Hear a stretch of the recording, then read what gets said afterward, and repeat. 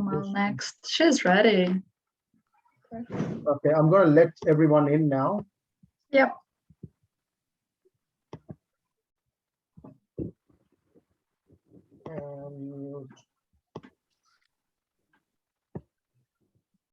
I just need to find. I just need to find any other speakers. So we've got Salami goes first. We've got Kumal. She goes second. She's ready. I can see her. And then, oh, hey, Stephen. Hey, Stephen. Hi, Susan. Good to see Hi, you. Hey, hi, Sarani. Sarani. Welcome.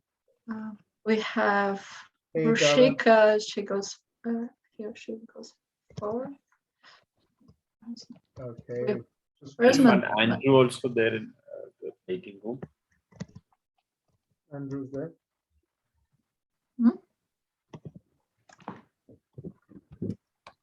Okay, Viraj, we're gonna admit all Denise, Dinesh, James Stewart. Okay, Viraj, do we know who it is? Or I'll just let Viraj in. Okay.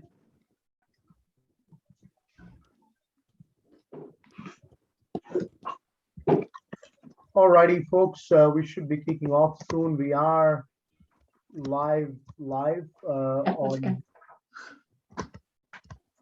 Facebook, and yeah, just waiting for everyone to get in.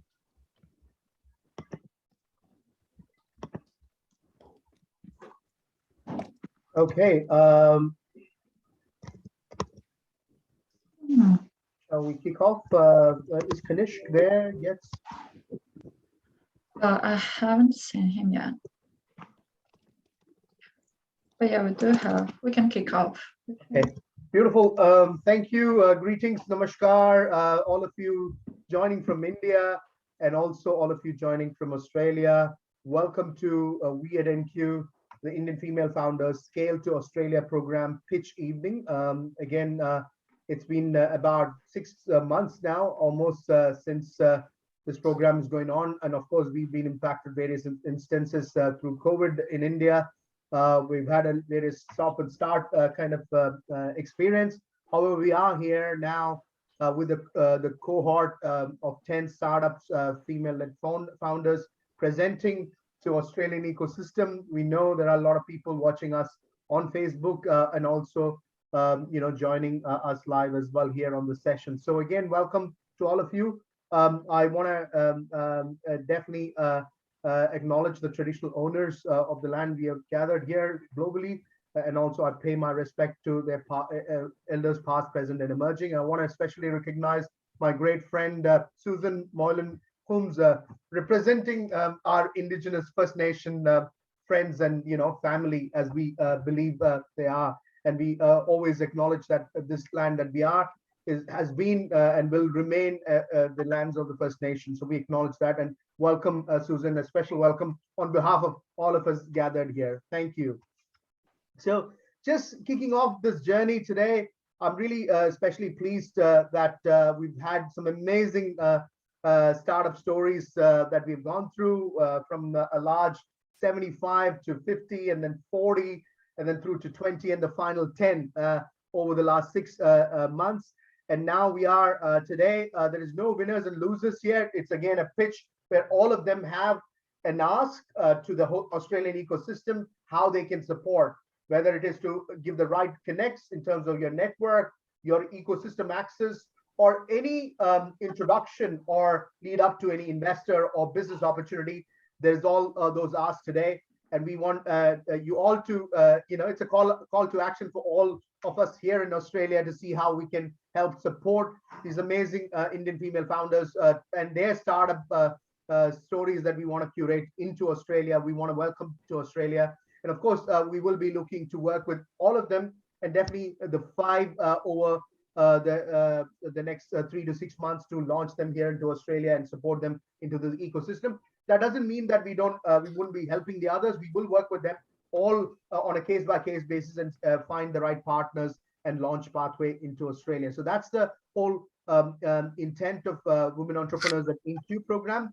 especially pleased to acknowledge the work of Kanishka, who's been the coordinator, and Goldie, who's been leading the program from India, and also want to acknowledge Dilip and also Natalia from Australia, who's been championing the cause on both sides for We at inQ program. I also want to acknowledge all the advisors, mentors who've been with us on the program and who've been supporting these women-led entrepreneurs as well. So definitely on that note, again, thank you and welcome all of you. Without much ado, we want to kick off with our presentations. The first startup pitch that we have is from Salome Dabral, and they are one-stop shop for all waste to wealth solutions in India, and they aim to make transition to intelligent waste management solution accessible, approachable for all our consumers. So definitely this is a big thing for India, a big thing for Australia as well, the whole circular economy, waste to wealth solutions as well. So I welcome Salome. Over to you if you can share and present yourself.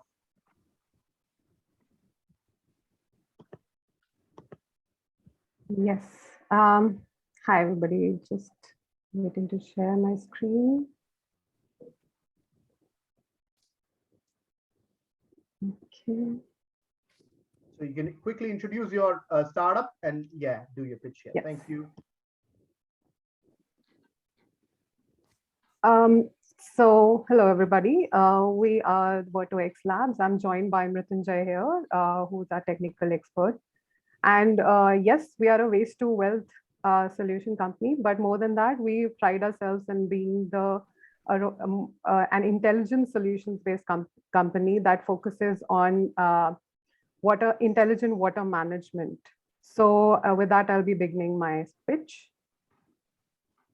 So Australia is set up for making the aquaculture market as one of the biggest and the fastest growing segments of economy. However, there are some limiting factors because Australia accounts for less than 1% of the global production. The reason for this is the wild catch and the reduction in the stocks due to limitations of environmental ecosystems that are already at a stagnating point as far as the global need for food production is considered. On the other hand, Asia aquaculture is almost 92% of the focuses on 92% of the stock of the global production. This sector is slated to be the biggest employer in Australia as well. The policy framework is also supporting a lot of focus on funding the best practices, research, as well as improving the environmental systems that are already in place, in addition to biosecurity risks that are there for this sector. However, there seems to be a lack of technology adoption simply because there is a high cost and manpower associated with it. The systems existing that are there have a high OPEX and CAPEX costs. And also within this sector, there seems to be a limited capability of understanding circularity or restorative aquaculture. So most of the wastewater goes through the existing purification, whereas it could easily be channeled into better outcomes for both restorative aquaculture as well as restorative agriculture. This is our product portfolio. We have a series of aeration systems and water quality monitoring systems for both pond or land-based aquaculture, as well as indoor biofloc systems, as well as RAS systems. Data framework is integrated IoT and AI, which monitors aeration monitoring as well as the drug and feed management of various species. These can be standardized. What we are looking for is sort of incentivizing the producers by giving them carbon credit and water security credit incentives so that this system can be can have a greater uptake and adoption industry-wide. What is our value proposition? We are trying to reduce 4 major costs associated with brackish water farming, which is essentially electricity, feed, and labor. we can achieve up to 50% of savings in electricity and up to 20% savings with feed conversion as well as water quality parameters. Here are pilot deployments. We have one at SIBA, which is the member of the network of aquaculture institutes Asia Pacific.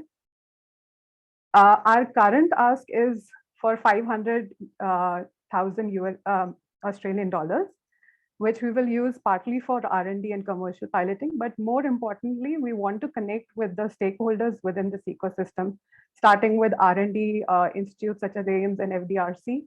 Also, ILSC, which is an indigenous focused organization, which helps indigenous communities in undergoing the cycle for scaling their enterprises. We would also love to talk to some aquaculture industry associations about their current challenges, roadblocks with regards to improved production costs or just generally having barriers with respect to maybe biosecurity or diseases of their current stock. And this is a timeline for this year in terms of the setup, market exploration, which we aim to for the first quarter. We want to start piloting and standardizing in the middle of the year. And finally, we want to end up with commercialization by the fourth quarter. So if you wish to, you can please contact us at the following contact numbers. We will be happy to answer any questions if anybody has. And thank you so much for your time.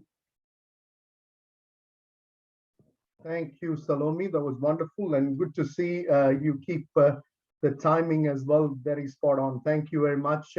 We will, if you have any questions or any clarifications required, please do reach out or please do post your questions on this message and we'll definitely come back to you. But yeah, thank you again, Salome, for that wonderful pitch. I think what you've got is definitely something we would need here. I believe in Australia, and again, it's a matter of how we can help you with the pilot projects and support your launch and support you with further funding and grants possibility. We'll definitely reach out to our indigenous community and businesses as well as Gov partners for this proposition. So thank you, Salome, and we look forward to hosting you soon into Australia. So thank you again for taking time. Thank you so much, Irfan. Thank you. And please, if you have any questions for Salome, please do post on the chat and we'll be happy to take that on board. Thank you. As we continue the journey, we've got the next founder, Komal.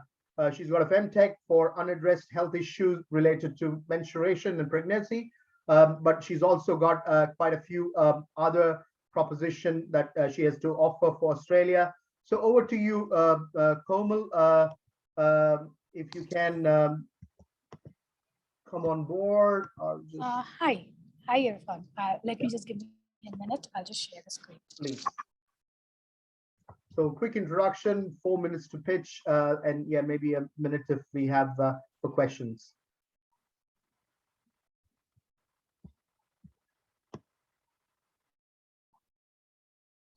Can you confirm if my screen is visible? Yes. Yeah, we can see your screen. Thank you. All right. Shall I start? Shall I begin? Yes, please. Hi, I'm Komal Baldava, founder of Blue from India. Menopause is not a disease as portrayed by million-dollar pharma companies, but a natural phenomenon that occurs in a woman's body globally. Currently, 3 out of 10 women in India opt for hysterectomies as an end-all option to induce surgical menopause. Even though women's bodies haven't been through the most drastic change in the last few generations, there has been a significant increase in physical, emotional, and mental stress. Physical symptoms of menopause range from hot flashes, fatigue, and vaginal dryness to cognitive issues like anxiety, depressions, and many more. On an average, a woman takes 8 years to transition from perimenopause stage to menopause. Our current product is a vegan-based condom that is already available on the online markets in India. This has been the last year's performance, and we have shipped same-day deliveries to all major cities and metropolitans. These are the estimated projections for the next 3 quarters, including our new release of Anxiety Gummies, which is made from the complementary herb ashwagandha, have been known to Indian text for centuries to relax the mind.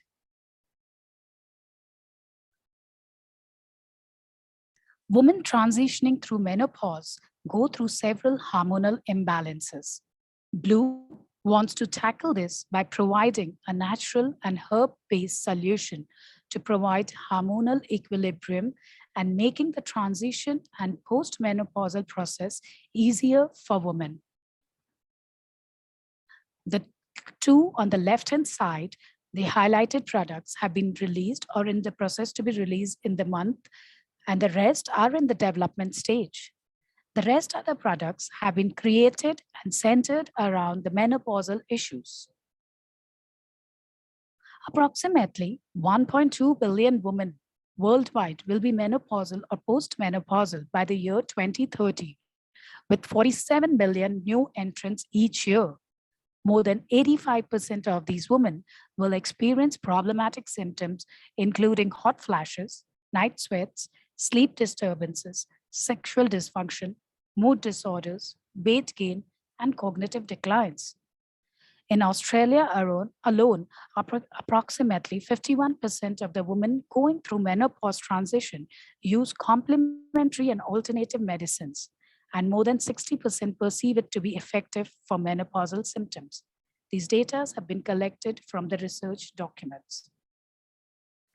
This is me, a woman trying to juggle her work, family, friends, and while going through these symptoms of transitional menopause, blue is for the conscious woman looking beyond the conventional options of treatment and going towards a healthier, safer alternative.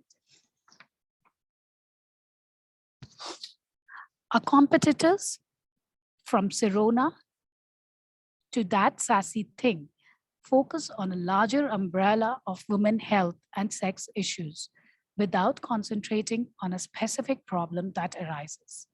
Blue has a different take. We focus on one problem at once and try to do it well.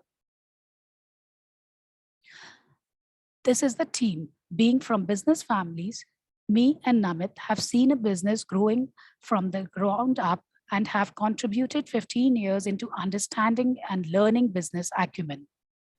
We started Blue collectively because we believe in the cause that help people and tries to bridge the gap which is evident in the market. We would like to enter into the Australian market and penetrate deeper into it. Thank you. Thank you, Komal. Really appreciate that. And I think definitely, very impactful, very, very, social impact oriented as well. This is something which we need to take the taboo off this and definitely, have more solutions on the ground. So definitely I want to acknowledge that. And I really want to compliment you taking this forward. And I'm sure there are, ecosystem partners and there is other Australians on this call who would definitely be reaching out to you and supporting. I strongly believe you have a winner in terms of proposition here for Australia. So we look forward to definitely having you on board. And any questions, please do send through, and we'll be happy to connect with you and with Komal, with you all. Thank you again, Komal, for the pitch, and good luck with your Australian journey and Australian story as well. Thank you. Thank you. Thanks a lot. So let me welcome the next presenter here, Madhavi Shankar, who's got an amazing and who's obviously an Australian alumni out of Sydney University here, but doing wonders in Bangalore, our tech startup hub in India. So Madhavi is based in Bangalore. She digitizes the non-curriculum life of a student by automating everyday tasks and communication within universities, campuses, schools, and the student experiences, whether it's housing communities or any kind of interactions while they're on campus or off campus, engaged with universities or education institutions into one workspace so that they can manage better, they can get a better experience as well. So on that note, let me welcome Madhavi, welcome on board, and over to you for your presentation. Well, thank you. Thank you, Irfan. Thank you for the introduction. I'm just going to share my screen. Let me know if this is okay. Yep, we can see you. Okay, perfect. Awesome. So good morning from India. My name is Madhavi Shankar, and I am the CEO and co-founder of Space Basic. So what we do at Space Basic is we digitize the student experiences for universities and their on-campus communities. So how we're doing that today is we're empowering these student housing communities by digitizing their everyday tasks and everyday communication that happen almost on a recurring basis. So that could be anything from students checking into the cafeterias, it could be food consumption, it could be raising maintenance requests, tracking maintenance requests, fee payments, etc. Everything that happens in this campus housing community, we are digitizing that. So today, we are a B2B SaaS company. I founded Space Basic in 2017. So, you know, after my startup journey in Australia, I moved to India to start the company, and you know, that's how Space Basic began. And with respect to it's a India company, but it's headquartered in California. We're a B2B SaaS company. We have over 30 universities and colleges that we're working with today here in India. Last year, we clocked in about $100,000 in annual recurring revenue. We are a cash flow positive company. We have been pandemic resilient. Our goal this year is to raise $1 million, where we've already had commitments of 60%, and to enter the US and Australia market while we aggressively acquire the Indian market. Now, in terms of the problem, right? The problem that we're seeing is outside of the classes or outside of, you know, a classroom, the technology that is adopted by universities and their students is very minimal. Here in India, that's about 80% of universities do not use technology outside, or use very minimal technology outside of, the classrooms or your LMS or your exam prep softwares, etc. What we're doing is we're building an effective ecosystem with Space Basic, where students have a connected experience. So whether it's cafeteria, whether it's their housing related matters, or it's even service providers, their staff, parents, etc. Everybody comes on one single platform, and it captures the life of the student. They get, the staff gets data-driven insights to work more effectively, carry out their day-to-day operations more effectively, while as the students can easily navigate through the university experience. The market opportunity for Space Basic in India, and I'm talking only about not the TAM, but the share of the market, in India is at $120 million ARR, and that is growing every year by 8%. In the US, it's about 1.9 billion ARR, and that is growing at an average of 5% year on year. In Australia, it's about 24 million ARR, and that's growing about 3.8% year on year. So what our goal with Space Basic is to capture the India, the American, as well as the Australian market. Today we're in India, but our goal is to also be, have a few pilot customers in these two regions by end of this year.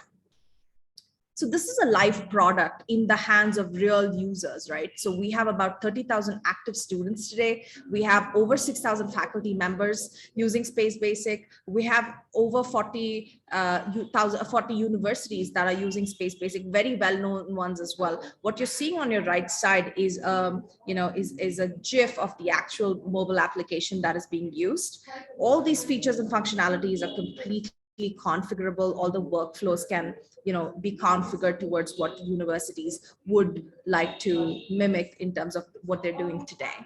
And just to show you how a university uses Space Basic. I'd like to talk a little bit about the digital cafeteria, the feature. And we did a small case study with one of our customers here in India called Reva University. They have about 3,000 students living on campus. And these 3,000 students consume 4 meals a day, which is 12,000 meals that are consumed every single day, right? And out of that, 20% is wasted simply with the lack of insights around, how many students are coming in, how many, meals are being booked, what kind of meals are being booked, etc. They just did not have access to that information, and that led to an annual wastage of about $250,000 every year. What we did is we built a very simple workflow for students to book their meals, and also just check into the cafeteria and check out. We also enabled a really simple data dashboard for leadership to make sense of this data and analyze this information. And as an outcome, we saw that the university management was extremely happy with this solution. But not only that, we saw 207,000 meals were booked last year, and that's an average of 2 meals per student per day. This led to a 50% reduction in wastage as well. So we were able to save this university $125,000 in food wastage. And what we realized with due diligence that we're doing with some universities in Australia as well as in the US, we're seeing that this is a problem that's being faced regardless of the border, right? It's happening in universities in the US, it's happening in universities in Australia. And I believe that this is a problem that we can solve with Space Basic. So Space Basic is, it's a high touch solution. It is very sticky. Besides, the customers, we've had 300% growth year on year pre-pandemic. And we're a cash flow, a neutral company. We have around 100,000 accounts on Space Basic in terms of students, parents, staff. The students use the product every day at least 1 to 3 times, while as the faculty use it at least 4 to 6 times every single day. So it's a sticky mobile application. Our goal is this year to, triple our revenue, or, realistically triple our revenue, but our internal projection is to be at $1 million in ARR. Apart from that, our goal is to, aggressively capture the Indian market. And as I mentioned, have at least 1 or 2 point of POCs, which is proof of concepts in the US and Australian market. Next year, we plan to be in, have at least 20% of our sales coming from these 2 regions, apart from just India. And in the next 4 years, our goal is to be at a $50 million ARR company. So over these last 3 years of us, working with customers and universities, what we've realized is we have identified other revenue streams besides just annual subscription fee that we're charging. We believe that there's an opportunity for us to charge, to upsell to universities with AI analytics, like I mentioned about the cafeteria manager. We're able to, we had student-centric companies like resume services or higher education companies or internships, etc., reach out to us asking if they could advertise or if they could reach out to our student base. So we believe that there is an opportunity for us to create a market space, as well as have an opportunity to data share. Apart from that, last year we were able to collect $4 million in campus housing fee, as well as food fee, including housekeeping and other such micropayments. And we believe that this year we should be able to add a transaction fee to that. So as you can see, we've identified multiple revenue streams, and we believe that we will be able to, have some of these opened up this year.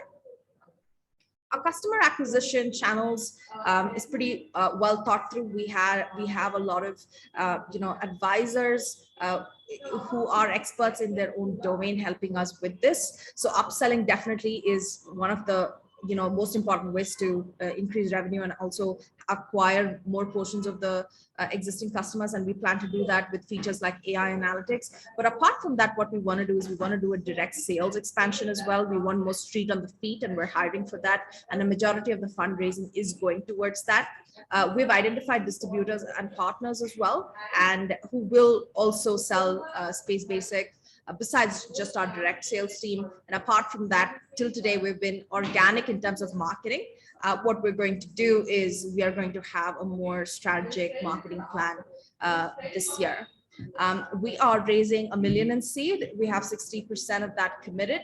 $1 million is going to go towards mostly sales and marketing, and growing, aggressively acquiring the Indian market. But besides that, the R&D towards US, Australia, and building the product for these markets, along with scaling our operational and infrastructure. This is our distribution of funds. We have a very startup centric team, a team that have been kind of been there, done that multiple times as advisors and investors. And I'm very honored to have people like Indu Nabar, Dave McLeod, who's the founder of 500 Startups, a very well-known seed fund, and also other very market experts in their respective domain, advising Space Basic, and who have already invested in Space Basic. Apart from that, my core team, in terms of technology, sales, etc., we have a team of about 15 people today, and every one of the team of 15 come from working at startups and come from building enterprises or SaaS companies. So that's my company, Space Basic, and that's what we're doing at Space Basic. So thank you for listening. Thank you, Madhavi. I think there was a bit of a noise from your background, but was loud and clear, and already you are kicking some amazing goals, not only in India, but overseas as well. And I'm sure we've already engaged you in conversations here with universities and educational institutions, and with your background in Australia here already.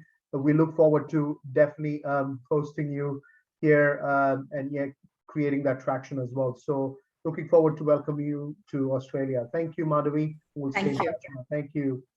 Over to our next presenter. Amazing, when I spoke to Ruchika, she comes from the northeast part of India, which is one of, I would say, India's untapped, market, but also the whole landscape there is just amazing in terms of its produce, the quality of produce, and organic source of food as well that part of India, produces. So just going through the story of Ruchika and how she's created an ecosystem has just been phenomenal. So just wanted to welcome Ruchika to come on board and speak to us about your startup. Just an introduction. Ruchika and her team, they work on waste recovery solutions, are working to build an agri-trade exchange. So that's where a bit of a call to action on blockchain-based technology solution providers, partners there. She's also envisioned it to be an ecosystem to promote exports and trade of agri-produce and processed food through a single window contract and execution through a digital platform. This will also be integrated it'll integrate the network of buyers, sellers, and service partners for a global trade proposition with a network of finance and logistics players as well, using blockchain-based technology, tracking tools, digital tools, and data-led decision making. So definitely really enabling technology-driven agri and food produce, food security and food safety as well, and ensuring that farm to fork transaction and that experience as well. So on that note, without much ado, I welcome Ruchika. Ruchika, if you want to come online, if you are there. She's ready. Yes, thank you, Irfan. Thank you for the introduction. Very good afternoon to everybody. Thank you for your time and very inspiring pitches so far. I'll be switching off my video while I share my screen, just to ensure that there is a good connectivity while I make the pitch. So kindly confirm if you can see my screen. Yes. Great, thank you. So my name is Ruchika Kothari, and I'm working on a vision to create an agri-sourcing ecosystem. I truly believe that once delivery is unified, like Irfan mentioned, farm to fork, trade can be simplified.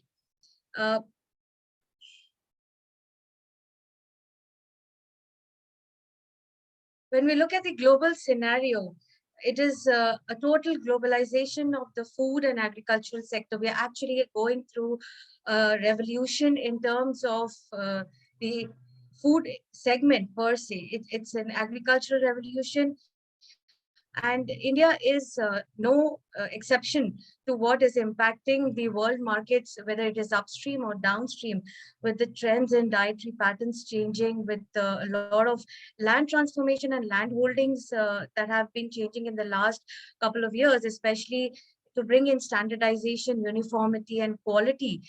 We have seen the development of farmer producer organizations and clusters within India.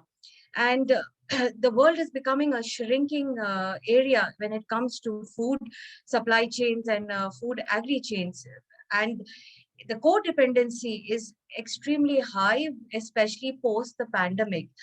With all of this happening around over the last 3 to 4 years, it throws up immense opportunity and potential in this sector for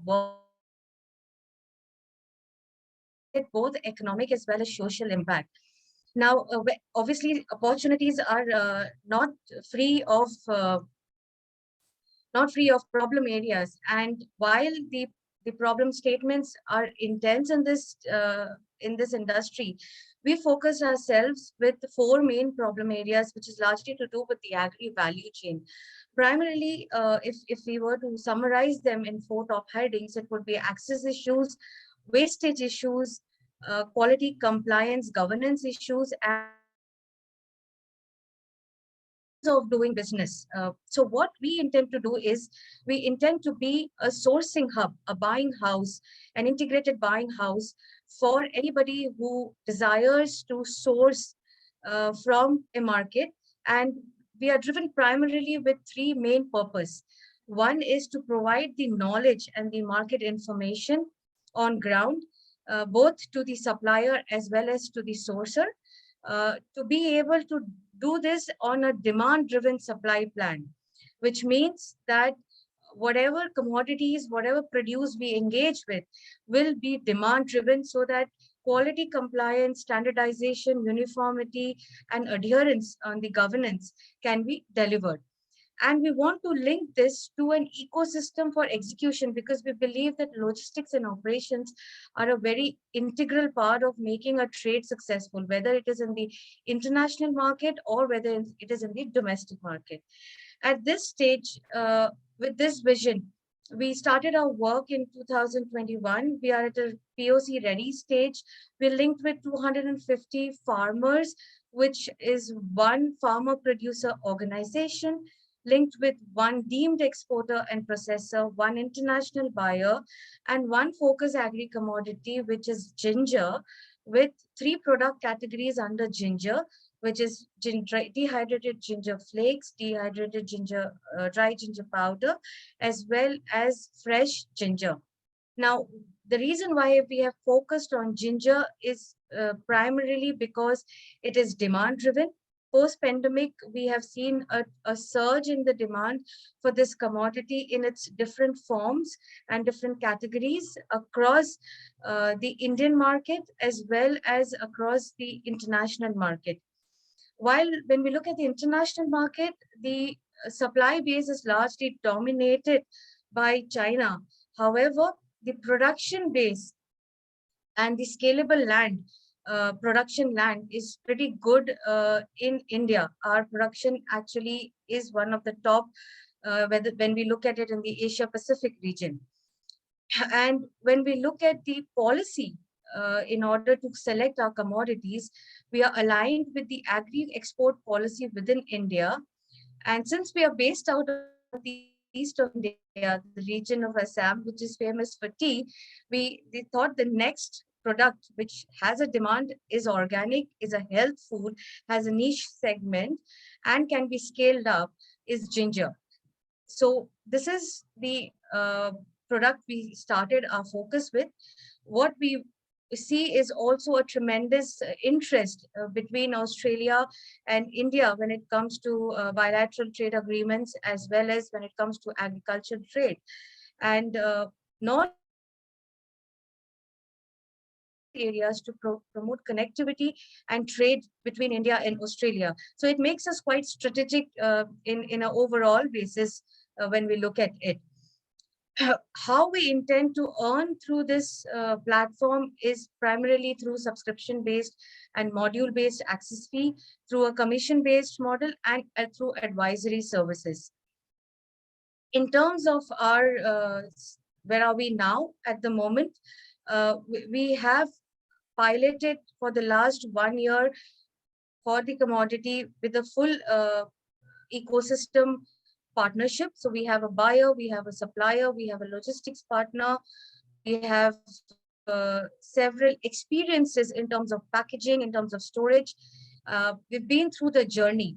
Now what we intend to do is put this journey from offline mode to an online mode.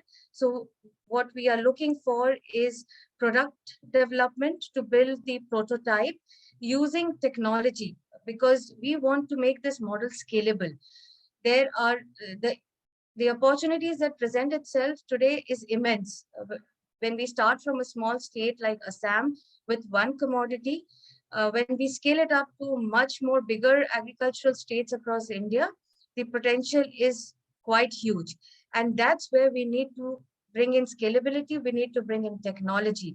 And to differentiate ourselves, we need to bring in secured food technology, secured way of conducting this agricultural value chain. A prototype on the commodity ginger, bringing in more players, bringing in more farmer producer organizations and clusters so that we have a robust supply base, linking it to demand with pharmaceuticals, nutraceutical, healthcare industries within India as well as outside India, especially in the Australian domain. When we look at some of the health food sector or healthcare sector, we can definitely see the rising demand for ginger. So how do we adapt the Indian ginger to meet the standards of Australia? How do we adapt the procurement or fulfill the demand for ginger as a raw material or for value-added product of ginger, for example, ginger oil, or for example, sourcing of ginger flakes or dehydrated ginger. So while we talk about ginger as a focus commodity, the minute we have the prototype ready on the technology side, it is easily scalable to other health products we have in pipeline, like moringa or organic tea, fusion and lifestyle tea, and so on and so forth. With that, our ask is largely around business-linked sponsorships and collaboration. Ruchika, we couldn't see your slides proceed from that "where are we now" slide. So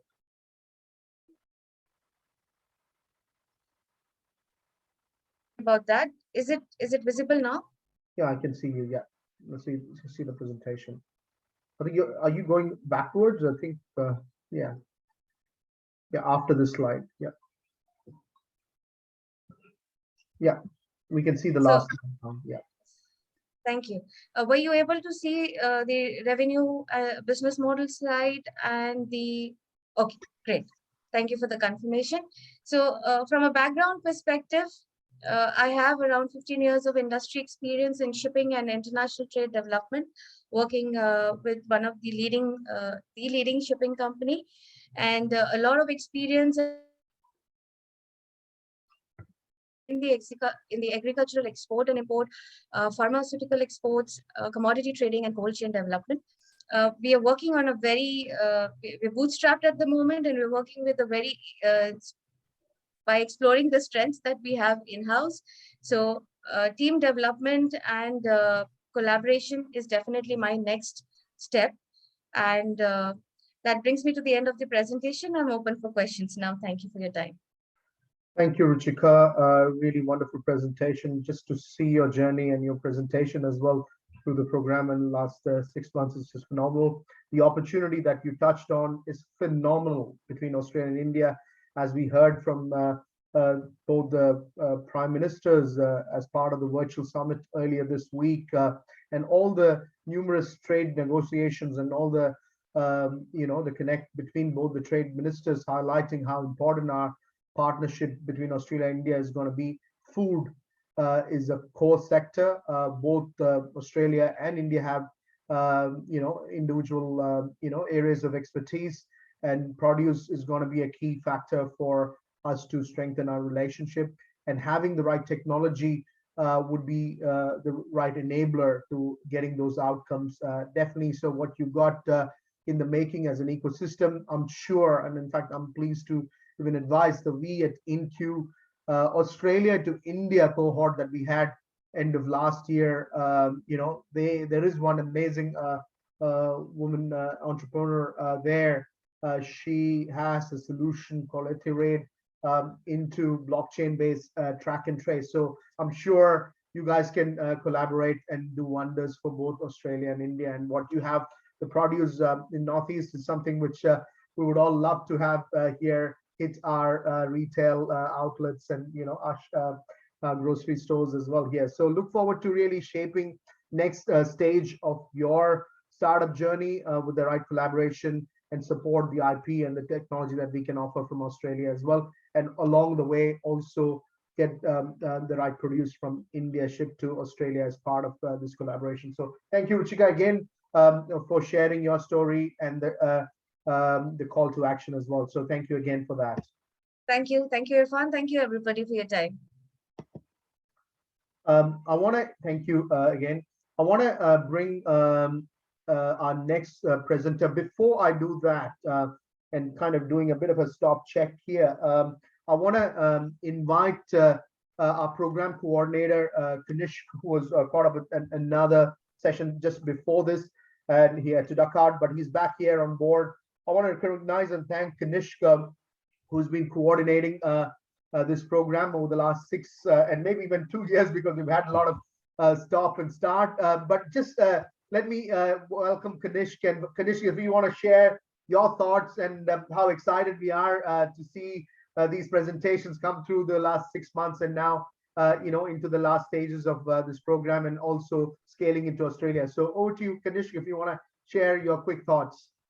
Thank you so much, Irfan, and we are very excited to join the session and see these 9 amazing entrepreneurs and founders. I think just to give a brief background into the program for everyone, literally Irfan and I and Dilip have met once face to face thanks to the pandemic. This was in Hyderabad right before the pandemic. The day we had landed in Hyderabad, as soon as we landed, we got a news saying Hyderabad had just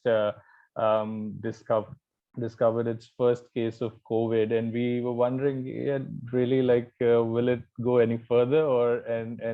It was that day where we sort of briefly discussed this program and as a niche that inQ should focus on. And in April, Irfan and I spent a fair bit of time in progressing that discussion. So we were delayed quite a bit because thanks to the pandemic, we launched the program in March 2021, but unfortunately due to the second wave of the pandemic, which was brutal in India, we had to put a pause to it, and finally we relaunched it in August, September last year. So from where we were two years back to having a brief chat and discussing that this would be a really interesting program to focus on, and where we are today, even during our journey when we started accepting expressions of interest, we spoke with a lot of ecosystem partners, and I'm thankful to Kerala Startup Mission and VHub especially for the support that they have provided. But a lot of partners also mentioned that it'd be very difficult to find, tech-driven startups being led by female founders. And I think today we have changed that narrative, which I'm personally very happy. And the support that the broader inQ team has provided from Natalia and Goldie, I think it has been great. But I mean, in the end, all I would like to say is that this wouldn't have been as exciting if it was not for these founders. I'm personally glad that we found you, and what a great mix it is, from agri-tech to ed-tech to reg-tech and whatnot. So thank you so much for making this an enriching journey for me personally, and I'm sure Irfan shares that sentiment that has been a great journey for inQ as well. And yeah, always there to support. Thank you so much, Irfan. Yeah, thank you, Kanish, for really steering through the ship through all those tough time waves, I suppose. But yeah, I want to also reinforce and recognize all the support of our ecosystem partners, but most importantly, Department of Foreign Affairs and Trade, who have funded this program from India, the Australian missions of the Australian consulate, Chennai in particular. I want to call out Sarah, Michael Costa, Janaki, Alistair, all of them who have been backing us to curate this program, working along with all the ecosystem partners in India, the Kerala Startup Mission, VHub, T-Hub, all our partners across board, NASCOM, Center of Excellence, Thai Bangalore, CSL, all of those teams who have come together to really help us find the founders. And now we are keen with our ecosystem partners here in Australia to shape the Australian launch and scale up story. So thank you, Kanish, for being part of it. And I'm sure you'll continue to mentor and support with your connect and links with Australia as well. So thank you again. I also want to again especially recognize Goldie. I want to bring you in for a quick few minutes as well, because you've been behind the scenes silently, engaging all the founders, keeping things going as well. So Goldie, if you can come on board for a few words at least. Hi, thank you. It was actually a very good experience for me too, because actually this is the first India-Australia program which I've been coordinating, and speaking to these wonderful founders, getting to know their products, and it was very good opportunity too. Thank you, Goldie, and thanks for really keeping the cohort going and inspiring them in spite of all the stop and start that we've had. And I'm sure that as we even, and again, whilst there is a program, formal program, which will conclude, very soon by early next month. However, we as inQ and our Australian ecosystem and partners will continue to support you through your journey as well. So thank you, Goldie, for being part of that. Natalia, a few words from you as well. You've been also silently helping the team with your experience in helping scale the Australian women founders to India. So definitely that program was very impactful for you as well personally. And then, yeah, you guiding the team in India as well. Your thoughts? Oh, yeah, I think we need more initiatives like this. And I hope we can run the same program again next year. And I just look forward to meeting you all in person here in Australia for all the founders. And I just love all the ideas around sustainability. It's personally very inspiring for me. So I'm very grateful for the opportunity to engage with you all and to support you in any way we can. And yes, I think women are smashing it. I can really believe that. It's just amazing, and just the breadth of coverage that we've had. So this is great. So we continue the journey for the rest of the evening now. I'll also call Dilip, my business partner in inQ in India later, but definitely let's get going with the journey here. So next I call upon Vasanta Chigurupati. She's again has got an amazing startup growth story, even in India, supporting global markets with her e-commerce portal. But what's really important to recognize here is with the growing Indian diaspora here in Australia, which I heard it's about 800,000, soon to hit our million in Australia, the growing, multicultural community, the Indian diaspora, but also the multicultural community who are target audience, and how Vasanta and her team can service through this amazing Indian handicrafts and ethnic products to make gifting but much more better, much more aligned to the life stages throughout and aligning to the cultural upbringing as well. And I'm sure there'll be some kind of synergies with our indigenous friends as well that we'll be able to curate with what you have to offer. I know that they are delivering worldwide and making gifting sustainable in alignment with the UN Sustainable Development Goals as well. So on that note, let me invite Vasanta and for you to share your story and your pitch as well. Over to you, Vasanta. Good afternoon, good evening, everyone there. Hi, and thank you so much, Irfan, for this program, me being here. So very happy being there in the last days of pitching. So I'll just quickly go into my presentation. Can you all see my presentation? I mean, yes. let me just put it on a slideshow. Yeah. Please proceed. So my name is Vasanta, and I run an e-commerce company, Vani Store Private Limited, and the brand name we go with is the One Shop.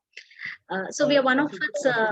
Just a thing, I can't see it on the slideshow mode. It's still in the PowerPoint mode.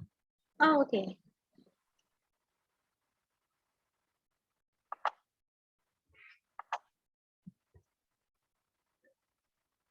Or you could just zoom in a little bit so that, yeah.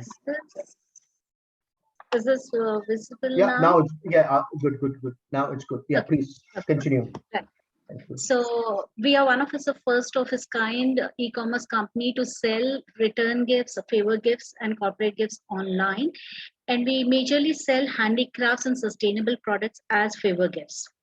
So what we do as a mission statement is we help in making buying these high quality handicrafts and handloom products as favor gifts and corporate gifts, and we make it a very hassle-free experience to order from anywhere across the globe. In the same process, we also try to make a social impact by providing artisans an expected demand, a predictable demand, and alongside we also are aligned with UN SDG goals like decent work and economic growth, reduce inequalities, responsible consumption and production. So in my slide, if you see this old gentleman, Mr. Anwar, he's around 67 years old. He makes beautiful silver filigree artwork, but then he doesn't want to pass it on to his next generation because he doesn't see so much demand. He doesn't see there would be more coming from this art. So we want to encourage these people to bring the next generations into the art. It should not get extinct. So we want to generate that kind of demand for them. So quick overview of what we have been doing at One Shop so far. We've been operational since 2014. Initially, it was a brick and mortar store, and then we became an e-commerce, full-fledged e-commerce portal. So we are registered with Startup India and recognized by DPIIT.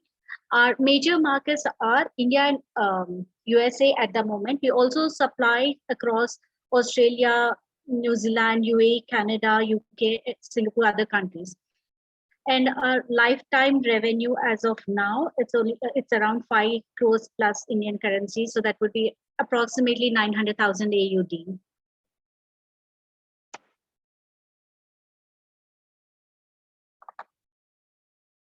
So the One Shop so far in Australia, we have customers through word of mouth from the families and friends who are living in Australia. And then as of now, we have served around 300 customers in Australia, where we have 10,000 plus customers worldwide as of now. Currently, we don't have a direct office or a marketing channel in Australia, which we would like to work on. We have a very good feedback from our customers who are in Australia, and they've been repeat orders also from the same customers. There is a huge scope for growth and with the strategic partnerships in Australian market for us. So how we see the market as of for Australia is like over the 700,000 Indian diaspora in Australia as of now, which is expected to double to 1.4 million by end of this decade. And among that, 88% of the working age Indians in Australia are employed, which constitute to a very good high income group. Indians generally have a strong cultural ties and customs linked with heritage. So among the Indian community, so they like to spread that culture there. And what is the problem which we are trying to work on is Indians love to celebrate wherever they are there in the world and spread their culture through gifting and all. NRIs in Australia and other countries find it very difficult to get those high quality culturally made handicrafts suitable for gifting delivered to them in bulk. So there could be some common issues that they may face as quality issues or damaged product being delivered, or the documentation provided by the final manufacturer is not adequate for them to import into their countries. Or if you are working with one particular manufacturer, it would be a very limited range to select from. And working with multiple vendors or manufacturers would be very difficult. And obviously, when it's an unorganized market, unorganized manufacturing segment, there would be trust issues definitely. So what we do is, as the one shop, we have one-stop solution for all Indian handicrafts suitable for favor gifts. We take a lot of things into consideration before we put it on a website, considering the occasion, the Indian occasions, or the size which needs to be shipped, the price range, suitability for the occasions, auspiciousness of it, and the cultural factors of it. Every single piece goes through a manual check, and we have a very strong customer and sales support. We have a very standardized packaging, which we have over the last 5 years, we have had zero damage deliveries. So no issues with our packaging or no damages in transit as well. So we take care of that. We have a very strong logistic partnerships and documentation being taken care of. So it is always hassle-free when people order through us. And we, so far, like our competitive advantage, we have been in market for last 7 years. We have a very good positive feedback from our customers. On Google, Facebook, on Facebook we have 200,000 plus followers. A very good word of mouth from customers, and we have a very wide network of vendors, manufacturers from across India to manufacture handicrafts. We deliver damage-free, foolproof quality check and all the documentation, everything. We also do personalization based on customer needs, if it needs engraving, printing, or any kind of requirement.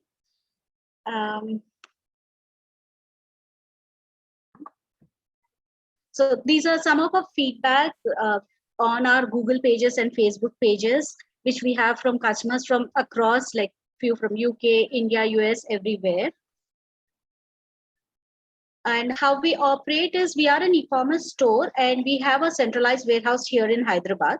So we procure products from various craftsmen across India based on our past sales. So we estimate the demand and we get products based on that from our past sales experience, and also how we see acceptability of the new items. And then we do a quality check, manual quality check at our warehouse, keep them ready at the warehouse for whenever the order arrives to ship it. So some of the pictures of our warehouse where we have a very huge variety of stock for different products available. So this is what my ask is. We would like to have, if we want to enter into Australian market, my major ask would be some strategic partnerships in the Australian community, Indian Australian community, as well as corporates. So what we need is wedding organizers and event planners who majorly cater into Indian weddings, functions. Like we have a lot of functions, right from wedding, engagement, baby shower, baby's first birthday, and then there are housewarming ceremony, housewarming functions. So there are a lot of Indian functions. We would like to be associated with the event managers. And then there are a lot of Indian temples. We want to be associated with their temple committees so that we can actually supply them with all the required products for the gatherings which they generally have. And then we want to work initially on a business development on a outsourced model. So initially we may not be employ the entire marketing team, but we would like to work with us, maybe outsourced marketing team, and sell our unique products like Bidri work or different corporate gifting items, which are uniquely designed for corporates. So one of the corporate partnerships, what we would like to explore through our marketing channels would be to cater to employee onboarding gifts or employee welcome gifts, New Year gifts, or their annual celebrations and all. So this is one of the blankets and a diary which we have done for Dynata Global, and we just sent this month to Sydney and Hong Kong. And so these are something which are made in India and are very indigenous to India in terms of those blanket or the whatever is made is only available in Amritsar, a space. So something that we can actually sell to corporates. Yeah. So I have a small funding requirement, which also would be only to catering to Australian market initially to sustain the marketing and the branding activities, logistics for samples being sent to the marketing team. Then I would also need to have a create a designer to create those new designs, which not only cater to Indians living in Australia, but also to all the people living in Australia.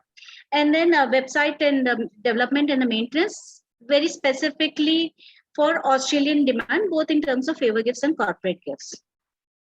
Thank you. Thank you. And that's our website, theoneshop.in, Facebook page, The One Shop India. You can email us at email and call us. Thank you. Thank you, Vasanta. I indicated on the weekend, we may have a partner for you who's exactly what you wanted. And in fact, when I spoke to her, she said, I want to connect with Vasanta immediately. So I'm surely going to organize that connect. But there are plenty of others, as your ask has been, that we can introduce and take it from there. Thank you again. Vasanta, I just have a request to all the presenters, if you can keep it to your 5 minutes.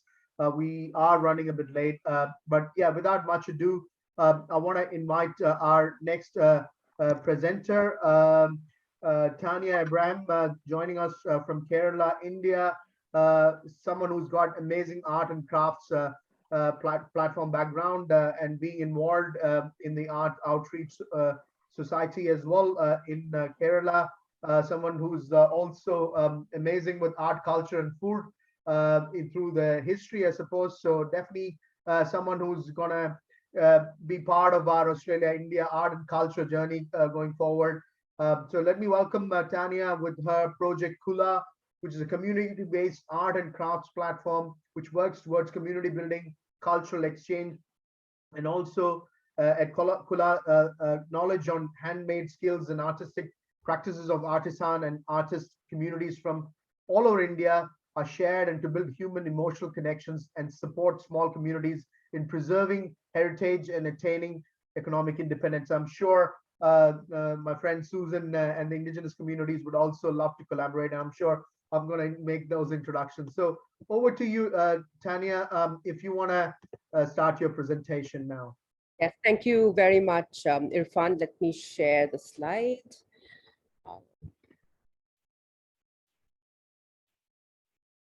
Can you see it? Yeah, please. Is it visible? All right, great. Okay, so I'm Tanya Abraham and I'm based in Kochi, India, and my background has been the arts and culture for the last 15 to 20 years. I have a not-for-profit organization where we work with the empowerment of women and children.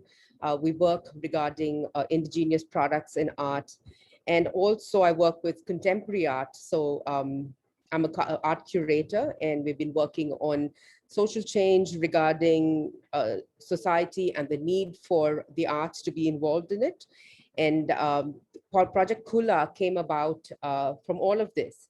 And Kula means community. So our main focus is in creating new communities, especially regarding Australia and India. So, so this is Project Kula, and we are looking at three main aspects. One is the Colombo Plan, which is regarding arts and culture exchange between the two nations. And this is something that we've been considering on building, bridges and emotional connections between the peoples of both nations through art and culture residencies and art exhibitions, especially contemporary and also traditional art forms in terms of what the modern world needs today. And the next is a curated platform for indigenous and contemporary products. When we talk about contemporary products, we talk about indigenous, handmade, handcrafted products, which have a contemporary edge to it, which is, focused at the modern market anywhere in the world, especially Australia, which is a market which has a diaspora of various kinds of people. And then of course we have curated travel products specifically concerning arts and culture in India. So all of these together will form Kula Community. And what we're aiming at, firstly, is to create communities. Just like I mentioned, there would be arts and crafts, contemporary art exchange, and handmade and local products. So these are the three C's that we are concerned with. One is content, which is very important. The content is what is used to link the people of the two nations, as well as in creating new clients and customers. So we're talking about the culture of India. We're also talking about exchange between artists, artist ideas, material culture exchange, idea cultural exchange, and things like that. And then, of course, crafts in terms of an e-commerce site. So these are the products. Again, we have the travel product, we have art exhibitions and residencies, which are part of the Colombo Plan. We have contemporary designs in terms of traditional artisan-made products, as well as specific artisan, very indigenous products. So the crafts and arts and crafts market, as we look at today, there's a huge number of arts and crafts which are not presented in Australia at the moment. India is a huge producer of such products, and it is estimated that the total value of the handicraft market in the world would be $1,252 USD by 2027, which is a huge potential that is there.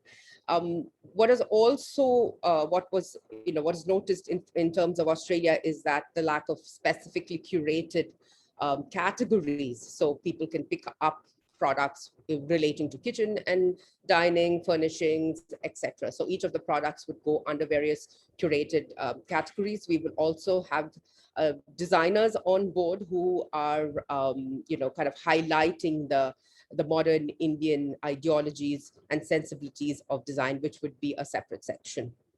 And then, of course, we have very, very specific products like hand-seasoned cast iron and clay cookware, which is applicable to the modern kitchen, but it's very, very traditional, very healthy form of cooking, and which is recommended now worldwide to replace the non-stick market. So there's some of the products that we have. And so the main problem is the gap that exists in design sensibilities between the Australian market or the global market and the traditional Indian producers. So that's a gap that we intend to fill. And at Kula, we work with designers, curators, and producers together so that there is a common ideology that is brought into play here. So the next is our customers. We are looking at the multicultural population of Australia, which we hope to reach via e-commerce, as well as retailers and wholesalers in various departments such as furnishings and kitchen and things like that. Customers who invest in handmade, local, and social impact. And this is something which is getting very popular across the globe. People want handmade, people want social impact. And of course, the millennial buyer who want to, as I mentioned earlier, marry both design sensibilities and the traditional handmade ideology. So a very important aspect is social impact, especially concerning handicrafts, because during and after COVID, there's been a huge negative impact on the sector. And we have seen both artisans and artists, unable to bounce back, and we hope to provide that impact. Also with the NGO, we have started work on these aspects. So both of these would be tied together. And the market potential, a multi-billion dollar market, as I had mentioned earlier. There's markets look at social impact for branding. Human capital building is one of the UN sustainable goals. And of course, cultural exchange as a tool for diplomacy, which is going to be part of the Colombo plan.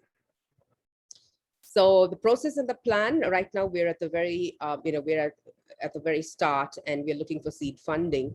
So the process is going to be the content creation, the artist exhibition residencies, the designer and artisan collaborations, which is, the main aspect, and then of course the curated travel products. So this is the phase 1 and phase 2, how we want to take it forward.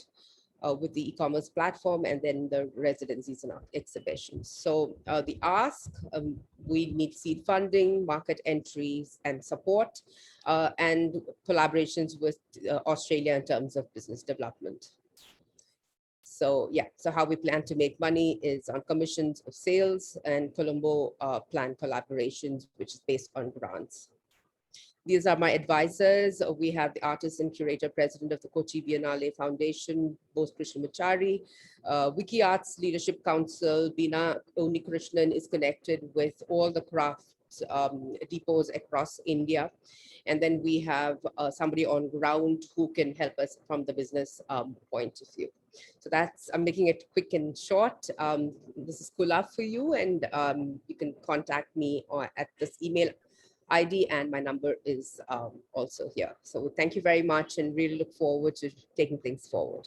Thank you, Tanya. Wonderful presentation. Great presentation, I must say, from where we saw a few weeks back, and especially the art was pretty dominantly visible as well on all your slides. And I was quite excited even just to have those arts showcased here. So definitely thank you, and look forward to building those bridges and connects with Susan, the indigenous community, and also the rest of the art-loving community that we have in Australia across all the multicultural communities. So thank you again, Tanya, and we'll look forward to welcome you soon. Yeah, thank you.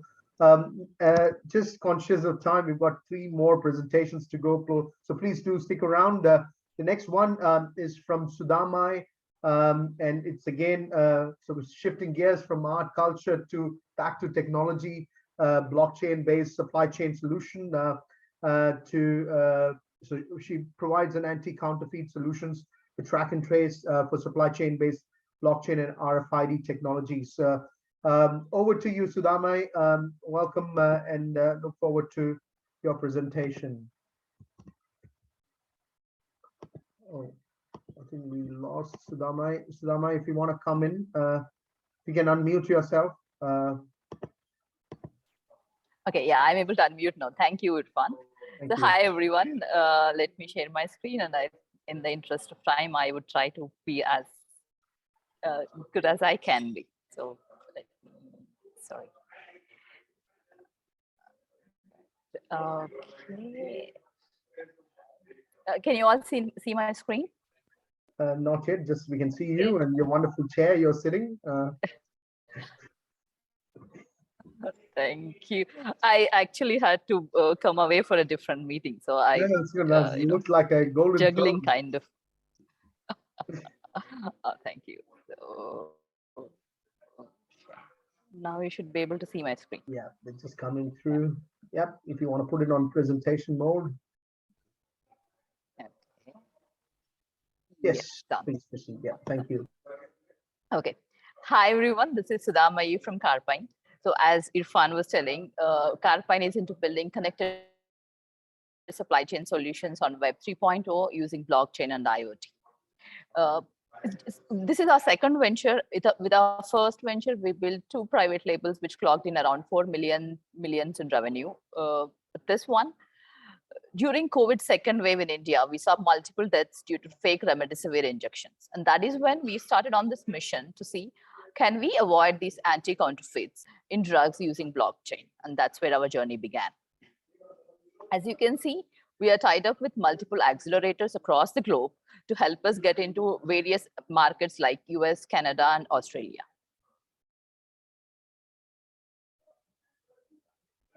So the problem, right, even though the supply chain is an age-old industry, for any supply chain, like from the manufacturer till it reaches the retailer stores, there are about 20 touch points, and all of them have their data in their ERPs or software which exists in silos. And because of this problem, during COVID, the supply chain industry was brought to its knees due to lack of transparency and data existing in silos. And that is where Carpine Smart Labels comes into picture. So with Carpine Smart Labels, which are built on blockchain, we provide an automated supply chain visibility for the manufacturer all the way till the retailer shelf. So you will be able to track the product wherever it is till it reaches your end customer. So today, any company, if it has to implement blockchain, it comes with about $500,000 TCO, which is kind of a huge cost for most of the companies. But with our solution, we took out all the infrastructure costs for the client, and it is an API-based model, like a SaaS model, wherein blockchain as a service. You can just plug and play our solution with your existing software and start tracking your products. And the revenue for us would be based on transcend for a single product for its entire lifetime of tracking on blockchain. So our competition is Wiliot and Neurotax. The advantage we have over them is our solution is much more affordable, and it has the complete visibility of the supply chain industry. So we can use it even for a low value products like the drugs rather than just the high value products like your whiskey bottle. So with respect to marketing, we are actually in tie-up with Microsoft currently. We are working with Microsoft Dynamics team so that our solution will be available as a plugin from Microsoft Dynamics suite. So this will help us actually to cater to the enterprise clients of Microsoft as well. And the TAM for this track and trace solution is 4.7 billion across the world today. And we are looking at a serviceable market of 0.94 billion, which is the startups and the SMEs worldwide. And for the next 3 years, we are looking to capture 10% of that market, which is equivalent to 100 million. And Australian market is much more mature when it comes to blockchain adoption. As you can see, there is a good amount of adoption of blockchain already, and we want to piggyback on this one. And this is the market segmentation for blockchain adoption. And we are looking to actually venture into the retail trade, agriculture and food industry, as well as pharmaceuticals with our solution. Currently, where we are at, our sample management for Puma has been beta tested, and will be going live in the next 6 weeks. Maruti and Skoda are evaluating our solution for their auto spares track and trace solution. And from the product readiness side, our digital twins feature, the anti-counterfeit feature is all complete, tested in our Puma site and ready to go live. The unmanned checkout from the development, we are complete. It is under testing with Puma currently. This is the team. Like I said, we have been into e-com venture for the past 10 years, and this is a new venture into blockchain as a service for the past 2 years. The ask majorly, we are looking to raise about 300K funding at a valuation of 2 million from the private investors. We currently are a finalist for Karnataka Elevate grant, which is equivalent to 75K. And this would help us with our software costs currently, but we are still looking to venture into Australia. We are looking to have more funds coming our way. The other thing we are also looking at is getting pilots so that we can do a pilot into our agri-tech, pharma, and other supply chain related smart manufacturing sector. The idea here is we can do a pilot in Australian market and take it over to the bigger global markets like US. We are also looking at strategic tie-ups with Australian companies.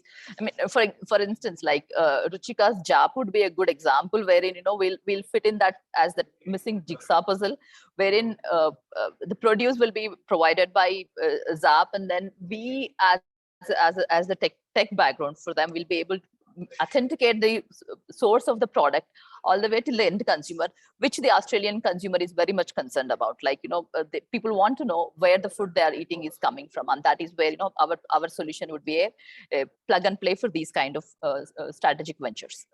And we are also looking at academic tie-ups with universities, wherein we do want to work on specific use cases along with the universities, do a market analysis with Australia and take it off with the US and the European markets. So this is where you can contact us. And that's all from me from Carpine.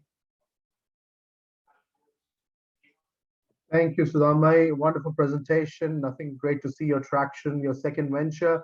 I'm sure not only Ruchika, but there are other companies here in Australia to make that seamless, easy, accessible blockchain solution so that they don't worry about the technology. They just plug and play or leverage your API. They just worry about the produce, the manufacturing, and the retail and the distribution. So you take the other worry away. So thank you again. I'm sure there'll be enough traction for you, not only through Indian market, but also Australian and some of the mentors who are going to support you continued from the US as well. So look forward to taking your journey forward through the next stages. Thank you again, Sudhamai. Moving over to, we've got two more presentations. Please do stick around. Two amazing presentation. Subbulakshmi from Munify, which is an interesting, thought-provoking fintech-based solution, fintech, regtech-based solution, which again, when we started speaking to Subbulakshmi, we looked at our local government market, which can be disrupted, where this solution could really fit in well. Obviously, we've got to go through the power brokers of local government and state government, but I'm sure this will be thought-provoking, and also with the assets that the local government have and they manage, this would be an amazing opportunity to monetize or even create a bit of a liquidity in that market. So over to you, Subbulakshmi, if you can share.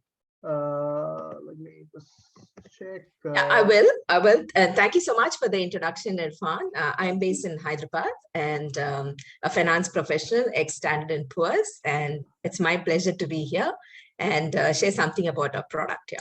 Please. Thank you. So can you see my screen? Yes, if you can put it on presentation mode. Yeah. Yeah. So this is presenting our product Munify, which is our local government database. Munify measures the financial performance of cities and enables credit discovery of local councils. You can access our product at munify.in. We are aligned with the SDG 17, which is financing for the Sustainable Development Goals. So all the other SDGs need us. So what is the problem that we are trying to solve? India, like Australia, has 3 tiers of government: federal, state, and local. The government data at the local level in India is hard to access, not organized, and is not utilized effectively for governance. Our solution is to organize the data on a tech platform that makes it possible to easily compare local councils, analyze and visualize their data. Our solution promotes data-driven and participatory governance and provides the MIS for local government debt markets. Our product Munify is India's first national municipal database built on a MySQL platform.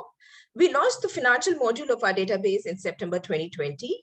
We have raised seed funding of $100,000 to complete our product. By this month end, we would have completed other modules such as service delivery, projects, economic base of councils, and the credit rankings. Munify covers 235 local councils in India, which is essentially the tier 1 and the tier 2 cities. Our revenues as of now come from subscriptions, sale of data and research reports, fee income from advisory services. Going forward, we could be licensing Munify as a SaaS product or earn transaction fees from online debt portals using our product as a buy or sell recommendation. But our impact really goes beyond revenues. To give you an example, we are presently working on a research report for the Government of India on the finances of smart cities. When the report is published, the market will be able to see the national impact of our work. In Australia, Our business opportunities could be tied to the growth of the local government bond markets. Presently, the market is small. The last issuance was by the local government fund vehicle of Victoria, which raised 340 million Australian dollars. But going forward, with the growing fiscal pressures brought by COVID, commitments on the net zero carbon emission, the Brisbane Olympics coming in 2032, and the recent flood disasters, all the changes of climate, all of this will require some amount of funding. The fiscal pressures are huge, and we see more local governments going into the bond markets. What can Unify do in Australia? We can help councils improve their finances, develop the local government bond markets, and promote research on local governments. We do see some regulatory challenges in entering the Australian markets, and we hope to mitigate this risk by hiring some Australian professionals. And we have already identified our team lead there to sort of make our foray into the market. We made a list of some potential clients for Unify in Australia. These are largely local governments or credit market intermediaries. Unify can also benefit companies dealing with local councils, basically anybody taking a counterparty view on the local councils. Ours is essentially a B2B product. We have a team of about 14 professionals in India. I myself am ex-Standard & Poor's and was previously the head of local government and state government bond ratings and infrastructure ratings. We have a mix of software and finance professionals. Our next step is to create a pilot with Australian local government data that we can showcase to the markets there, and we hope to have it in place by June, July.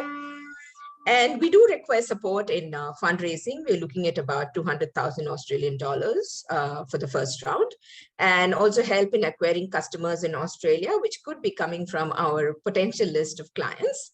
And before we leave, I would like to play a 30-second video for you.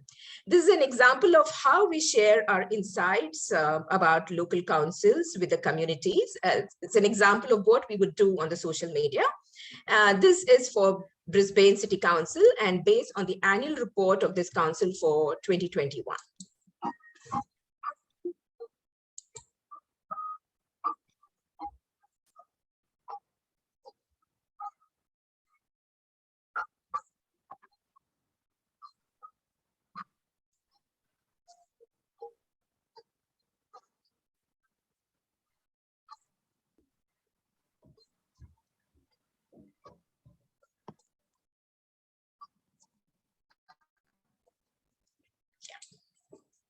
Thank you.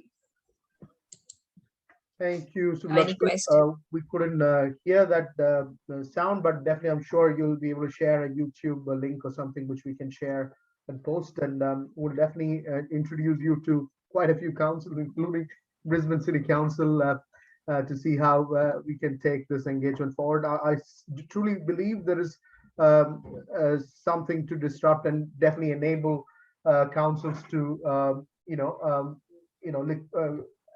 add more liquidity to their assets and in the local government bond market. So definitely look forward to, and also enable the data-driven MIS as well. So definitely look forward to shaping that story. So thank you again, Subbu Lakshmi, and yeah, look forward to the next stages here in Australia for you. Moving on, and the final presentation for tonight. Please do stick around. This is something I know Dr. Ramya wanted to go the last to present, but she's someone who's got an amazing startup curated with a social impact, profound social impact. She has got Nimaya Robotics, which addresses the need for innovation in the domain of special edutech for children with autism and multiple disabilities. Autism spectrum disorder is a pervasive lifelong disorder which hampers the motor cognitive skills of individuals, making them unable to perform basic life functions. The solutions that Nimaya Robotics and Dr. Ramya Murthy's team have got is that they've created a robotics training system and an end-to-end training program called Supra Yoga to help individuals with ASD and other multiple disabilities to acquire psychomotor and cognitive skills based active learning capabilities, resulting in more than 60% learning acceleration. So it's just something with profound social impact, and I'm sure we will, and I know in Australia there's definitely a great demand there. So yeah, definitely want to invite Dr. Ramya Murthy and the Nimaya team to come and present. Hi everyone, good afternoon. I hope you can hear me. We're just looking to see, do you have your video turned on? We can hear you and see you. Yeah. Yes, perfect. Okay, so good, great. So first off, thank you for accommodating in the end, actually, because we had a launch a couple of hours ago, not even a couple of hours ago, just an hour ago. We're launching one of our products in Anganwadi. Anganwadi is basically health centers in India. So we're doing it in one of the districts, and we're actually going to spread it to more than 845 different Anganwadis in Pondicherry and Maracana. So that's what was happening right now, and that's why I could not join in upfront. So thank you so much for the opportunity. I'm going to go ahead and share the screen. Let me know if there's any kind of discrepancy. I will stop and redo it. Thank you so much, Irfan, for this wonderful introduction. Since he kind of already said what Nimaya does, to give a full idea about it, I'm just going to go ahead and play a video to show how our devices transforms a child's life. So what you're going to see on the screen is basically a child who is 7 years old, and he did not know what a door was or how to open or close a door. And you're going to see in just a matter of few sessions the child's transformation, and I'm going to play the video for you to see.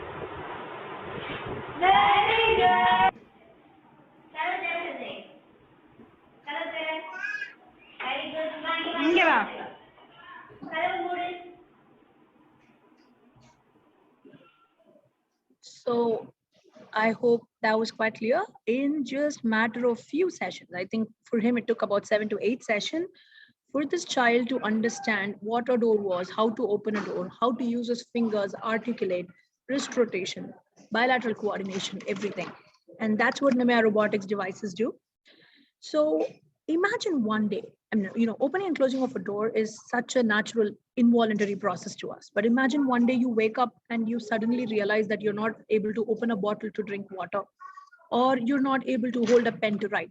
These are the kind of challenges children with autism and other multiple disabilities face every single day in their lives. And this makes them dependent on their caregivers.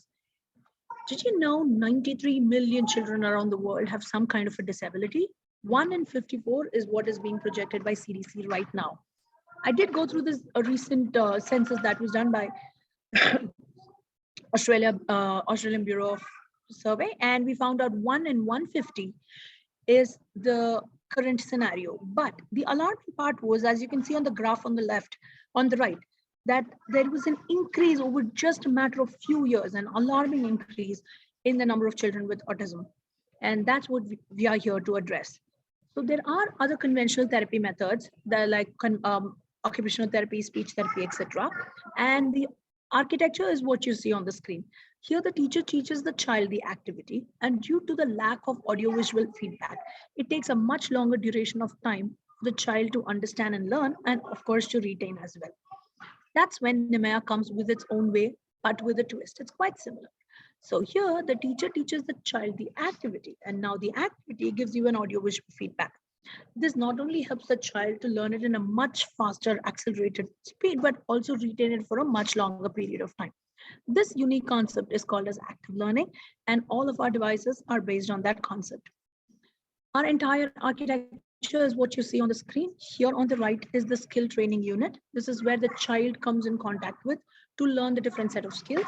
Here, the trainer interface unit is the TIU, where the therapist comes in contact with to learn the therapist comes in contact with to basically enter the output of that day's training. Now, both of these put together basically have a ton of different sensors and electronics. And now they automatically pick up the data and put it to the cloud. Here in the cloud, it goes through different set of algorithm and gives you the progress graph that you see. Hello? Can you hear me? Yeah, we can hear you. All good. Yeah. Yeah, the screen is not moving. Just give me a second.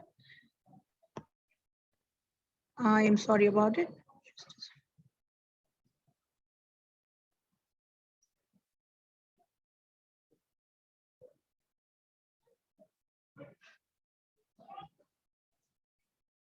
Okay.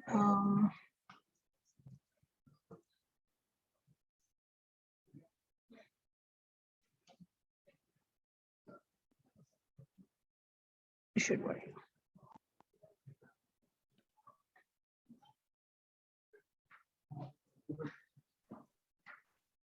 Is the screen moving? No, we're still seeing that. Oh yeah, there. Now it's good. Great. Sorry. So these devices were actually based on a 5-year PhD that I did. And we worked with hundreds of children across Tamil Nadu and Karnataka, did the control group and the target group data, and proved that our systems accelerate the rate of learning by more than 60% when compared to any other therapy system. So we already have MOUs with central government organizations for disability here in India. And we are looking to do the same with the other countries as well. To give you a quick run through, out of this, there are 6 devices in the market and 3 is what, for the want of time, being listed on the side. Here, the top one is to help them understand up, down, right, left directions, eye-hand coordination, palmar grasp, etc. Similarly, the door and the shirt are quite self-explanatory. The one that you saw in the video is just the prototype, but the products are what you see on the screen. Similarly, just across 6 different devices, we train more than 32 different psychomotor and cognitive skills, which basically helps them progress towards independent living. That's our biggest goals.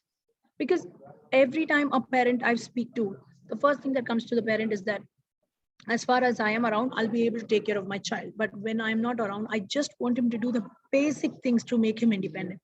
And that's exactly what Nemia tries to do. So we are, so 1 in 150 is what our target market would be. We are doing a little more data because it's a niche area. We're trying to get a lot more data from the Australian market. I am in contact with a couple of them, and Haley, ma'am, really helped me out with the connects. Our vehicles or our target audience would be parents of special children, autism trainers, autism schools, government health centers, and many more. So we not only cater to the disability sector. Of course, this is not only just autism, cerebral palsy, mental retardation, Down syndrome, all of them. And we also have other products that can be bought at home and can be used. We are doing products for dyslexia and dysgraphia, tools for preschool education. All of these are in prototyping, and it's going to come up very, very soon. So the launch that I was just explaining about is basically an application. This is to track the growth and the intelligence of the child.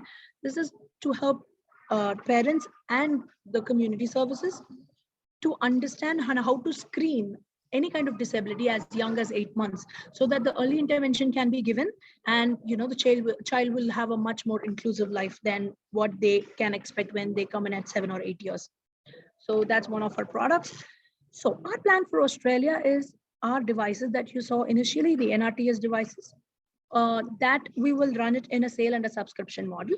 Since all of our devices are IoT-based robotic devices, the therapists do not have to worry about the data at all. Everything is handled by the device, and you will get the progress graph that you require, which can be viewed by both the parents and the therapist and can be used in their own way.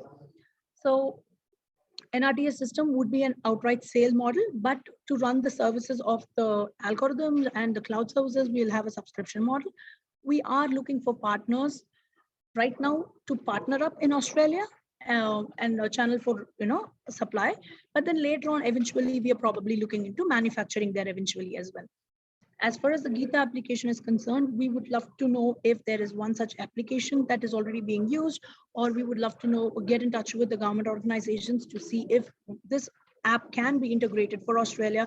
We are open to customizing it and doing it for Australia.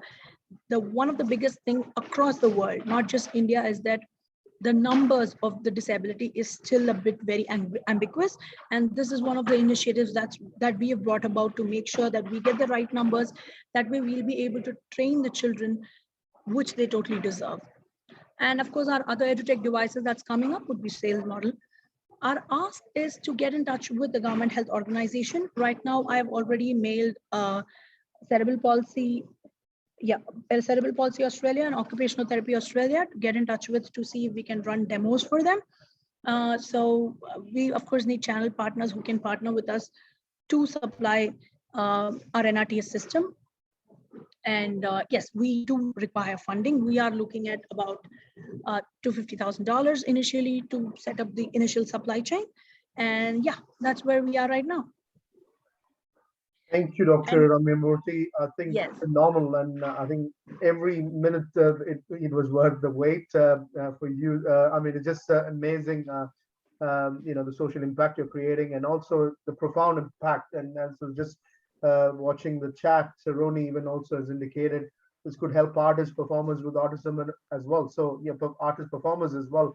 So it's just phenomenal what you've curated. I'm sure we'll find the partners for you here, and also some good traction with Gov and various, not-for-profit organizations or healthcare groups as well across board. So definitely look forward to having you collaborate here. An amazing story, your personal story as well, being involved with your PhD and then taking those through to fruition and creating that social impact. So well done.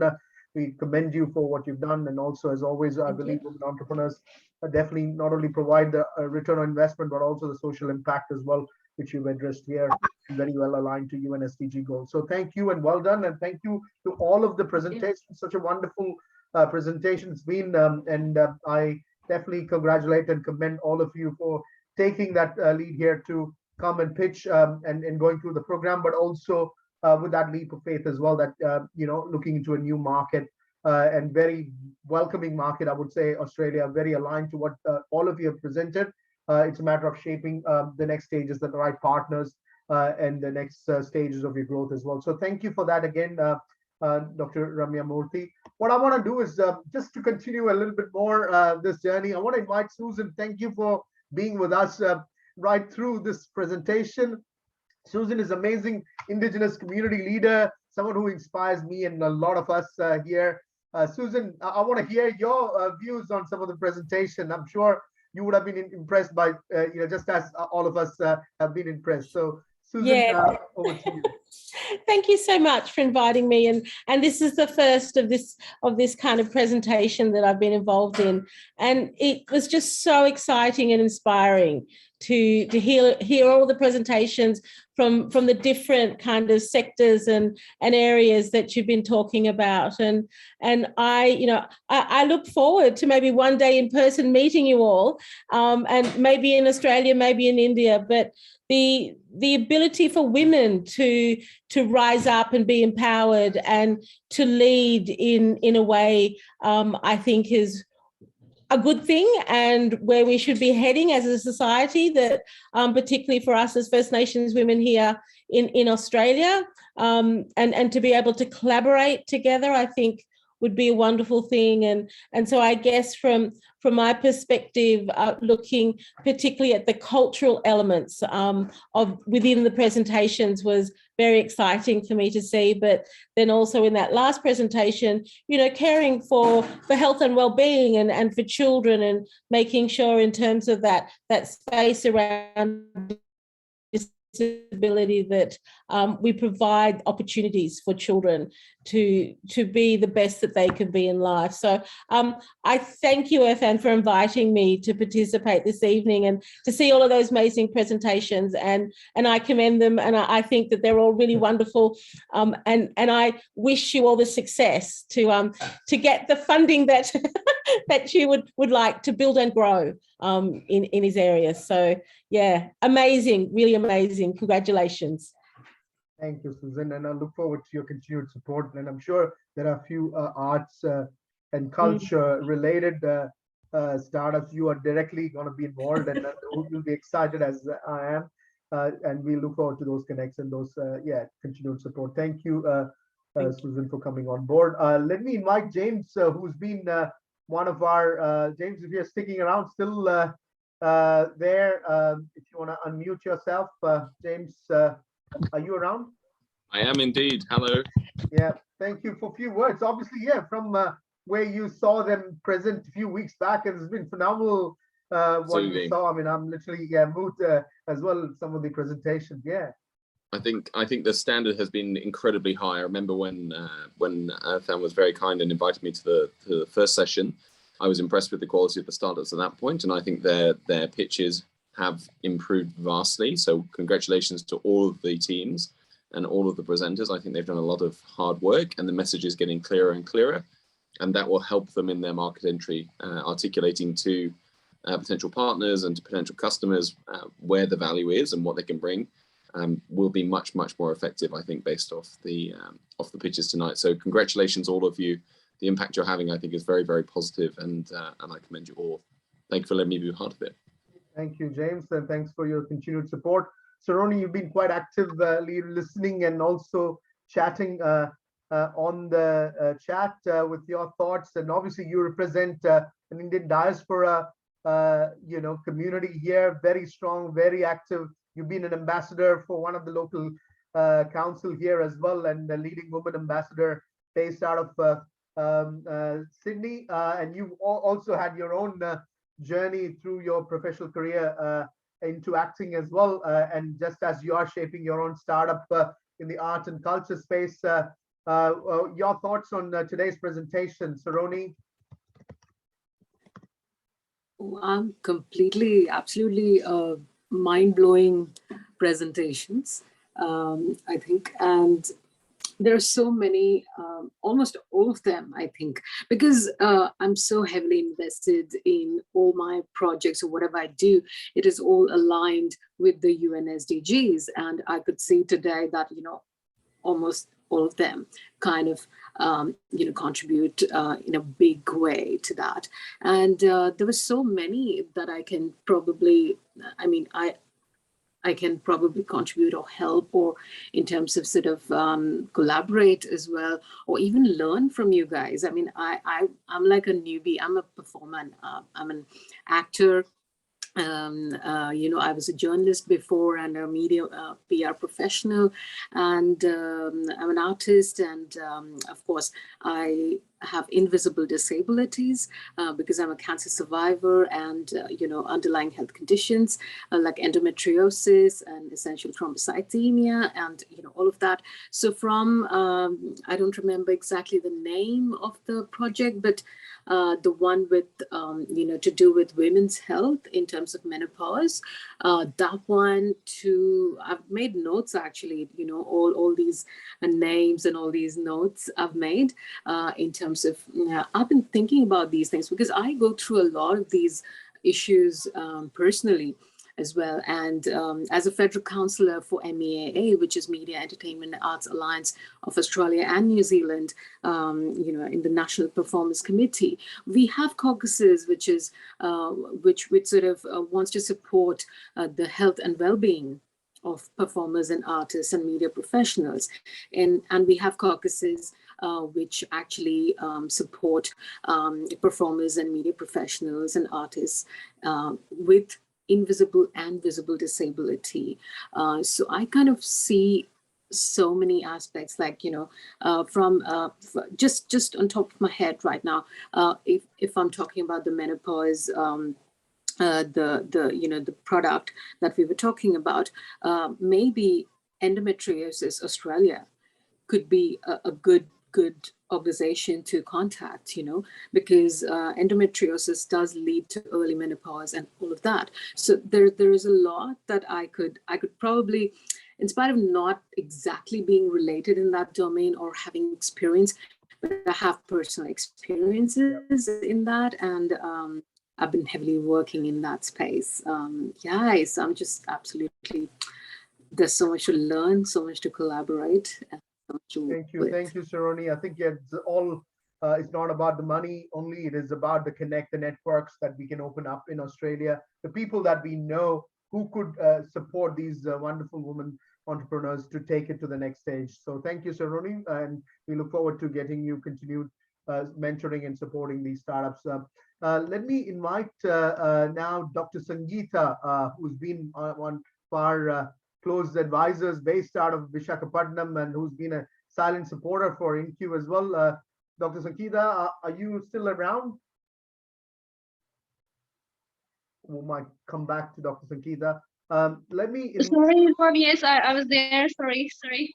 Okay, all right. What were you able to attend to some of these sessions at all? Were you some of the No, I heard it was just wonderful. I heard that who explained that menopause is one of our like target this year for all the female related health issues, the maternal and child care.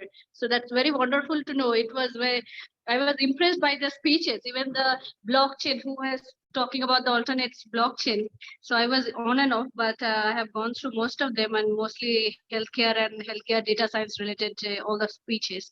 So it's wonderful to know from all of them. And I enjoyed every speeches, and if we can connect with them, that would be nice. And you are the person who will get to mediate all these connections. Wonderful. Thank you, Dr. Sangeeta, and we'll look forward to getting your continued support as well. Let me invite, before I call upon Dilip to wrap up, let me invite Vrishali, our media representative from SBS radio today. Vrishali, are you around? Yeah, I'm here. And can you guys hear me? Yeah. Clearly audible. It was a lovely presentation, and I mean, it is super proud to see this being organized and this being collaborated upon, and such beautiful ideas coming across the board.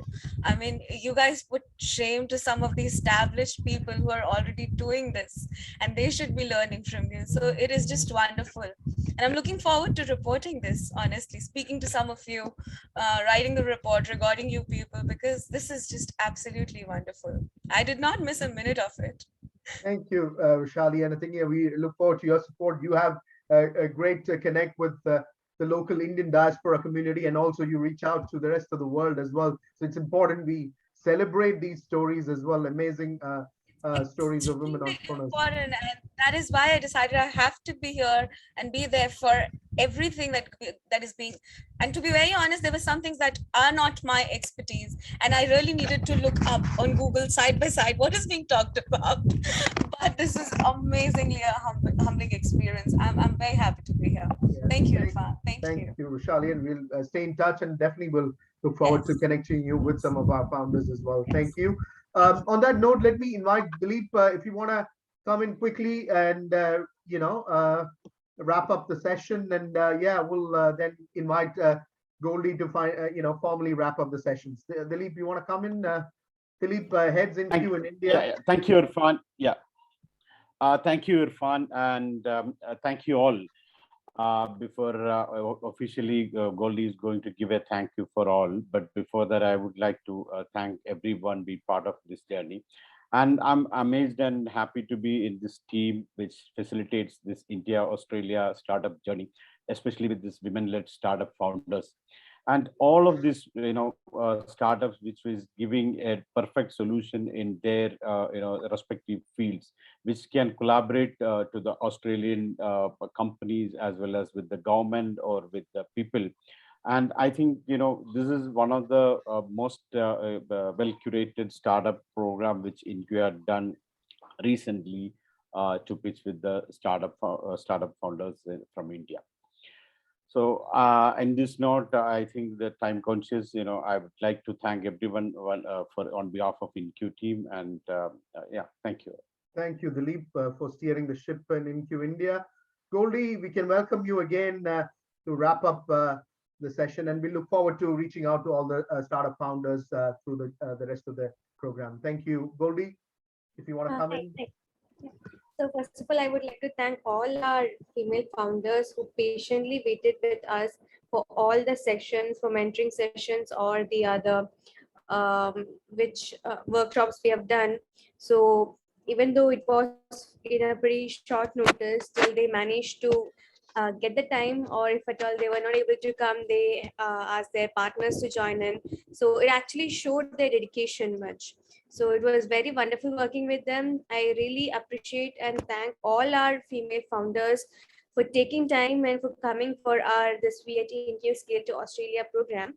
And also, I would like to thank Mr. Kanish, Dilip sir, and Irfan sir also for having this event setup, because I've all got feedback from many like Womenovata, T-Hub, TI Bangalore, like many institute, they had came to me saying that it's very good initiative, it is very good opportunity for both India and Australia.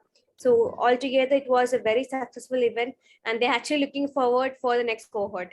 So it was very very wonderful program, and I would like to thank all the people who attended, all the panelists also who joined us today.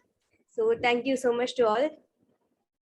Thank you all again. And I don't know if you can switch on your videos. I'm going to put it on gallery mode for a quick photo.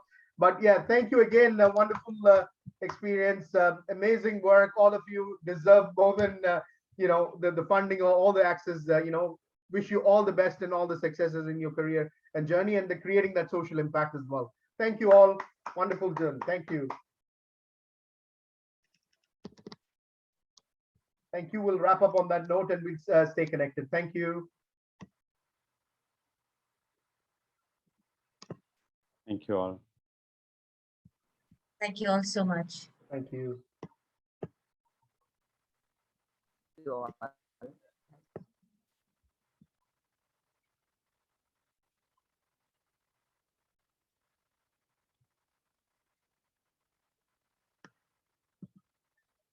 Goldie and Rishali, if you want to stick around quickly. Yeah. Thank you, Sudama. Thank you, Ramya.